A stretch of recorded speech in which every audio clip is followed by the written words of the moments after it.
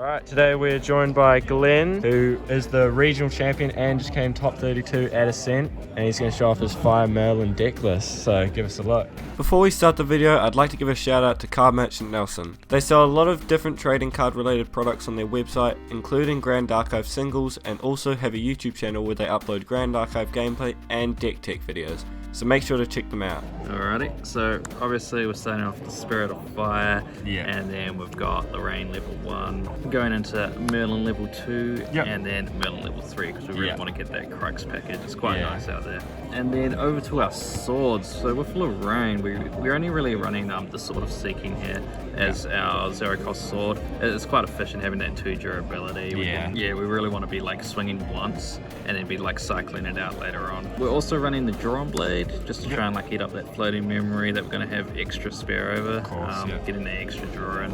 And then we're also running the Prismatic Edge here. Now we've got a wee bit of tech in here. We're going to be running a wee bit of wind and water cards. Every bonus off of the Prismatic. Yeah, mate, it's pretty nutty when you flip the Prismatic and then you got like wind and water and fire. The opponent's just like, what is going on? So also we are running the GCR, just getting the extra draw. And then we've got the horse in here too. And to help try and get the horse out, we've got a Crystal Empowerment. The horse isn't the only game plan, but it's nice to stall out like that one extra turn, because a lot of the time the opponent will just like try and burn everything, kill the horse, and then you can do another turn. And to Merlin, one turn is everything sometimes. So protection things, we've got Nullifying Lantern, trying to deal with just all the fire, Lorraine, aggro stuff that's going on. And then a second protection, we've got the Safeguard Amulet. Now, I feel like Safeguard Amulet's quite a bit underrated. There is a lot of things that it can actually stop, like Blazing Throw, Ignited Stab from the Xanders, and into the Water Lorraine, so you can stop the Scepter of Lumina, which is, it's actually got quite a lot of uses. That's why I actually got it in the main board here. Fair enough. And then we come onto the main deck. So we'll start off with our draw package. We're running 4 Hasties. So we've got and the foil. Nice foil from Ascent. So I got 4 Hasties. I'm just trying to cycle through, ditching the floating memory, getting that extra draw in. Then we're also running the 4 Crab Shocks and the 4 Cremation Rituals as well. And we're also running a one-off of the Scry the Skies. Now, a lot of the time, like if you don't find that fireball, it can be a bit rough. And if you're like level 6 or something, level 7, you can just go ahead and glimpse, try to find some stuff. You also find like that it can help with searching for your wind and water cards that you have in here. Like going into a Scry, putting it on top, drawing it into a memory, and then going into Ascension Loop feels pretty nice. And then we'll go to our floating memory here. So we've got 4 Fast Cure, pretty standard it seems like nowadays. And then we've also got 4 Shieldmate. Now, turn 1 Shieldmate into a Cremation, that's probably one of the nut draws that you can get. That along with like just a Creative Shock into any floating. Then we're also running 3 Flame Rune. I'm still a bit iffy about the Flame Rune, like it's nice, but getting it turn 1 when you're starting, you can't Cremation in it, but it's okay when you're trying to deal into like an alive deck, you know, like we can deal with those Gilduses a bit easier.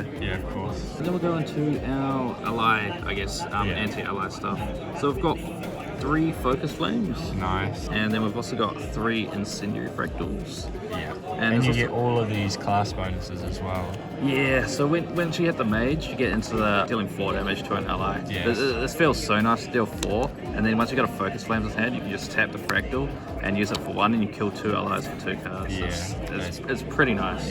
And then we're also running 2 Sparklights. Now Sparklight's quite a nice card, because if they try and save the ally, you can just go ahead and just do this as fast speed, which feels good. Another good part about Sparklight is it goes through spell shields. And when you're going up against a riot, you go for the big like fireball for 12 or whatever, they put a spell shield down. You can let it resolve, and then Sparklight just go through the spell shield. They don't get any alignment counters, and then they got to deal with the fireball. For our kill combo, we have 2 Devastating Blow, and then we're also running our 4 Fireball.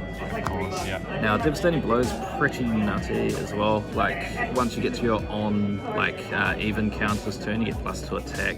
You'll be Devastating Blow for 9, 10 with the sword, and if you've got Prismatic Edge, it's coming in for 12. Now, we're also running the 4 dungeon guides as standard. Like, we really want to be getting to level 3 for the Crux package, and also just getting those extra level counters, because Merlin 3 is pretty good at getting all this extra cycling and draw with the levels every turn. For our defensive options, we're only running 3 Resolute Stand. I felt like 4 was just a bit much getting that. Like, Resolute Stand's nice, but when you're coming up against something that's like a Merlin mirror, you don't want to have that extra, I guess, Resolute in hand. And then we're also running a one-off as Blanche. Oh yeah, right. Yeah, well, it's nice into the Merlin, it's nice into the Rye, but it's also, it's got the same thing as the Safeguard Amulet. Like, there is a lot of stuff that Blanche can actually stop right now.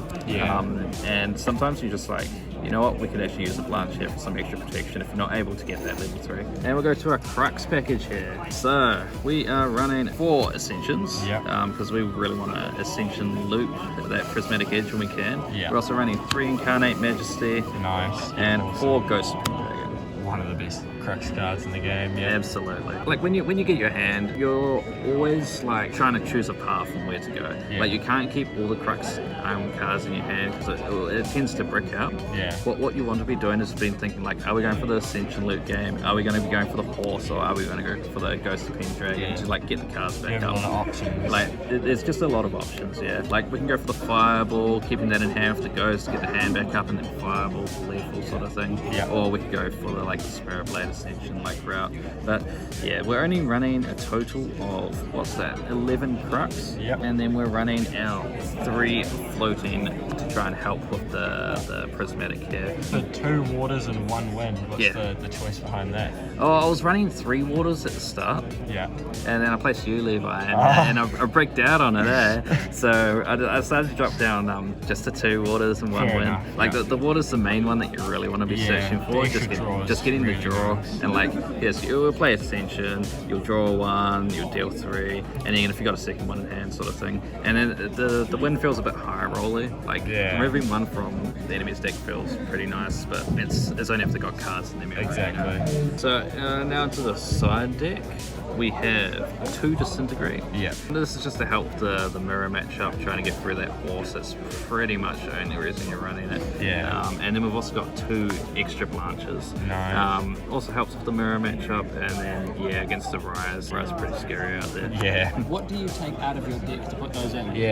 Oh, so to put these in, well, in the mirror matchup, I normally take out the Focus Flames. Personally. And then for the Blanches, I'd be taking out the Resolute Stands personally. You don't really need it in the Merlin mirrors. And in the Rise, it's the same thing. It's sort of Resolute's dead. And then we've got Material Deck sideboard. We've got a Tariff Ring. It's just to try and like help it into the allies. And like, it's okay. It buys you 1 turn.